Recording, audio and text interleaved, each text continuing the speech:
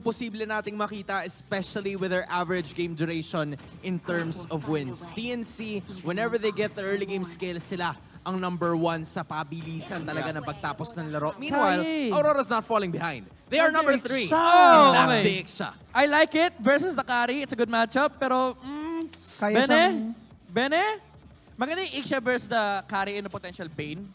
Pero if magpalit ng isip dito yung Aurora, pwede nilang kunin yung mga backliner. Hanzo, actually. Hanzo! Uy. Lancelot. Parang awkward na yata if mag-Bane sila. Hanzo Harley, pili ka.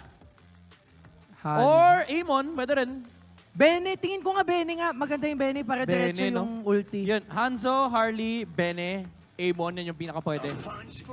Woo! Okay! Pakito. For Pakito the, nga. I Yes! think for the first time, Yes! we're finally gonna see him. Ang malapit dito talaga yung M5. M5 skin yung nilabas. Correct. They were ready. Special scenario. Handa sila Props para sa sa prod- sitwasyon. Happy birthday, MLBB Happy talaga. birthday. Yes. MLBB. Happy birthday, MLBB, at happy M5 skin. Oo. Pakito. Happy But, birthday din kay Caleb. Oh, happy birthday. Happy 11th birthday, birthday. Caleb. Well, with this Pakito pick, I think most probably magda-damage build ang Pakito na to. Yeah. So, definitely, kaya niyang mag-dash in agad towards that Iksha. So, yun lang yung kailangan maging conscious of. Pero, meron din namang Ruby yung kupanan ng TNC Pro Team. Quick pala, no? Quick movement coming in from Aurora, but TNC has the Iksha. Casters, pasok. Nailabas na ang M5 skin ng isang Pakito para sa kupunan ng Welcome to Mobile Aurora. Legends. At ang pag-uusapan natin ngayon, paano nga ba mapapagana ito ng Team Aurora? Lalo na Demon kahit ay may hawak nito. Oo, tsaka isipin mo, meron pang Mathilda, meron kang lumilipad na boxer na pwedeng makita na bigla mo nang itadrop pa dun sa area na yun, naiwan pa yung N. Okay lang. Marami talaga naiiwan. Oh, hindi, joke lang. Pero ito na. Ano yun? Simulan natin ang game number 2, TNC Pro Team at Team Aurora.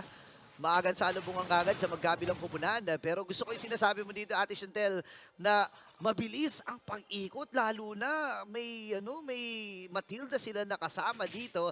At alam naman natin, nailabas na naman ang munting ibon ni Renny J. Oo nga eh. Tsaka parang ano dito sa side ng Aurora, parang pwede na bilisan yung kanilang teamfight prowess. By the way, Rupture yung gamit dito ni Hatred on the Vexana. So, just imagine how fast yung kanyang clear na minion. Kakatry ko, yun yung sinasabi ko din sa'yo kanina na pag pumutok yung di ba yung passive, ng Vexana, sobrang bilis mag-clear. So probably ganun yung gusto gawin dito ng TNC. And speaking of aggression, parang ganun din yung ginagawa nila ngayon. Same with game number 1. Pero may sagot yata yung side ng Aurora dahil merong mga pokes laban kay SDZYZ. But look at heads! Merong terrified dadating si Edward. At makakatakas ang mga players na medyo delikado. O, nag-change angle ng camera. Sabi ng cameraman, mamaya na kasi. Oo, parang alam na ni cameraman na buhay Wala na yan yan. eh. Oo, Nagamit na yung mga skills eh. Buhay na yan. Pero level 4 na rin. Ito yung si SDCYZ. Kaya pala pumalag din ng TNC, no? Kasi remember, kapag nakajulan ka, level 3 lang, enhance na kagad Ay, yung oo mga nga skills mo. pala. Yung chain, yung sword, yung sight. Depende na kung anong Enhance na gagamitin mo. agad. Yun nga eh. Oh, yun kasi din talaga yung pangalan. Oh, enhance talaga ang pangalan nun. Enhance skill. Basta may enhance talaga yung skills. Tama. Yung skill name. Ayan. O, eto na. Isa sa mga gagamitan ng mga enhanced skills din. Dito SDZYZ is gonna be the turtle na kanila sinisimulan ngayon at meron pag zone. Mukhang hindi yata aabot dito si Demon kahit dahil mapipigilan lang din naman dito ni Escalera. So dadating mga players dito ng Aurora. Merong terrify na rin na gagamitin doon. So, alis mo na sila. Nakuha na yung gustong kuhanin. Ganun naman eh. Pag nakuha mo na yung gustong kuhanin, Alis ka na. Tama. Tsaka hindi na rin worth it. Naku, may pagsabayan dito ang Aurora TNC. Kasi nga naman, may laning phase na kasama eh. And tinan mo naman, si Renny J ay nakatakas din with that initiation from Escalera. And hanggang ngayon, na level 3 pa lang itong si Renny J. So pwede nilang samantalahin ang pagkakataon. Demon Kite ay tuloy-tuloy lang sa kanyang pagpa-farm. Parang walang signs na huminto itong Pakito na ito, di ba? Oo, so talagang gusto lang nilang ituloy-tuloy if ever. So parang pabilisan na to para sa mga junglers natin. Pagdating dun sa mga kakaibang chururut. Sige, may code kasi. Oo nga, ito Ayan. hindi chururut. Ito Yan. ay in-game code, no? I-type nyo lang dyan, Miss Legends. Kasi nga naman, ano na rin yun eh. Mag-start na yan September 28 hanggang October 1. Oo. Oh, wait lang, kasi wait may lang. makmakad. Ginamit yung Eternal Guard, First Blood. Laban dito kay Renny J. So yung Miss Legends din natin, by the way, isa rin sa mga pwedeng panoorin.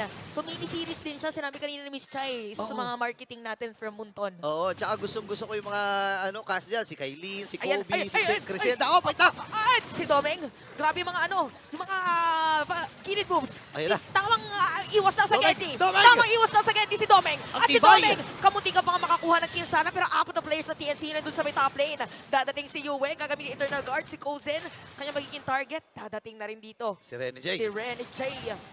Pero medyo mahirap nang ipilit for a team fight dun sa area na yon. Okay, nag-aabang si Demon Kite. May mana-knockout strike. Ata, yan na naman ang pagsugod ng Team Aurora. Ay, pero si SCCWC, meron sagot ha. Meron dalawang mananakap dito ng mga players ng Aurora. Ginamit na rin ni Hate Rail kay Flicker para makasecure na kill. Laban dito kay Renny J. Tumba si Renny J. Second death para dito sa ating Healman sa ngayon. Dahil hindi nga siya hitman eh. So ngayon naman, para sa TNC ay meron ng 1,000 kalamangan. Magandang simula ito para sa Phoenix Army. Pero yung Turtle ay sinisimulan na rin ng kanilang kupunan. Ito na naman ang nagiging storya mula sa TNC. Ay! Game number 1, ganun din. Pero may bakbakan pala sa may top. Oo, gusto sana kumuha ng kill, pero ginamit yung full barrage. Makakapasok kasi dito si Demon Kite. Medyo liliko saglit, pero hindi makakasakay doon kay Renny J. Habang nangyari si Doming nag-try na mag-poke ng Tori doon sa may top lane. At si Renny J dito ang target ng mga players ng TNC. So medyo maganda ang nangyari dito para sa TNC dahil lamang din sila in terms of gold. Oo, tsaka gusto ko yung ginawa dito ng TNC, no? Kasi mahirap nga namang umabot doon sa mga heroes ng Team Aurora. Kasi normally pag nakakita ka ng Pobius, naka-Vengeance. Pero Ay, ito oo kasi flicker. Gusto niya talagang humabol kung saan man papunta at patungo itong Team Aurora. Ngayon, successfully nakabasag na ng Torre dun sa may bandang itaas ang TNC Pro Team at 2,000 na rin ang kanilang kalamangan. Oh, tama ba? Parang ang gustong gawin nila ng TNC is pabilisin agad yung farming ni Kozen. Kasi parang nasa top lane siya kanina. Nasa may mid lane siya ngayon. So sinasama na siya dito lagi ng kanyang mga tropa. Oo, pinapa-double lane na, kumbaga. Mhm. 'Di ba? And malaking tulong ito, lalo na siya ang isa sa mga main damage dealer ng TNC Pro Team. Though may pang-abot din naman ang Team Aurora. And gusto ko yung sinasabi kanina sa panel, no? Same idea, same Aha. mechanic doon sa isang Benedetta. Itong Pakito, sobrang daming dash.